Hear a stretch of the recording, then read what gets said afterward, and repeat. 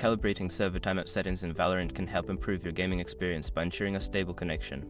Follow these steps to adjust the timeout settings effectively. Step 1. Access game settings. Open Valorant and navigate to the main menu. Click on the gear icon to access the settings menu where you can adjust various game options. Step 2. Go to network settings. In the settings menu, find the network tab. This section contains options related to your internet connection and server settings.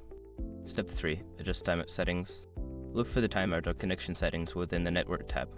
Here, you can modify the timeout duration to suit your connection stability. Step 4. Test your connection. After adjusting the timeout settings, it's important to test your connection. Launch a practice match or play a casual game to see if the changes have improved your server stability. Step 5. Monitor performance. Keep an eye on your gameplay performance after the adjustments. If you notice any issues, you may need to revisit the settings and make further tweaks.